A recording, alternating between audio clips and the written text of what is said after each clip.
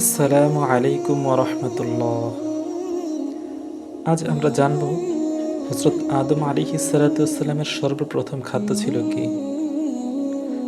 হযরত ইবনে আব্বাস রাদিয়াল্লাহু তাআলা আনহু থেকে বর্ণিত, পৃথিবীতে আদম আলাইহিস সালাতু ওয়াস সালামের সর্বপ্রথম খাদ্য ছিল গম।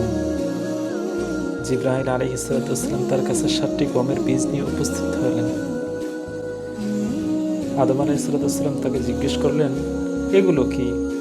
জিবরাইল আলাইহিস সালাতু ওয়াস সালাম বলেন, এই তো আপনার সেই নিষিদ্ধ বৃক্ষের ফল যা আপনি খেয়েছিলেন। আদম আলাইহিসসালাম জিজ্ঞেস করলেন, এগুলো আমি কি করব? জিবরাইল আলাইহিসসালাম বলেন, জমিনে বপন করেন। বীজগুলো বপন করার পর ফসল উৎপন্ন হলে হযরত আদম আলাইহিসসালাম তা কেটে বাড়িয়ে পিষা আটা বানিয়ে খামির করে রুটি বানিয়ে বহু কষ্ট ও শ্রমের পর তা আহার করেন।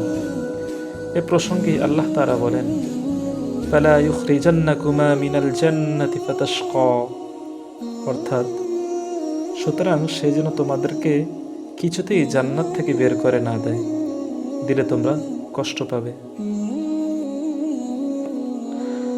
হযরত আদম আলাইহিসসালামের সর্বপ্রথম যে পোশাক পরিধান করেন তা ছিল ভেড়ার তৈরি পশম। ভেড়ার তৈরি পোশাক।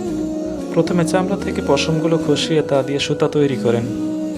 তারপর আদম আলাইহিসসালাম নিজের জন্য একটি জুব্বা আর হাওয়া আলাইহিসসালামের জন্য একটি কামিজ ও একটি ওড়না তৈরি করে নেন।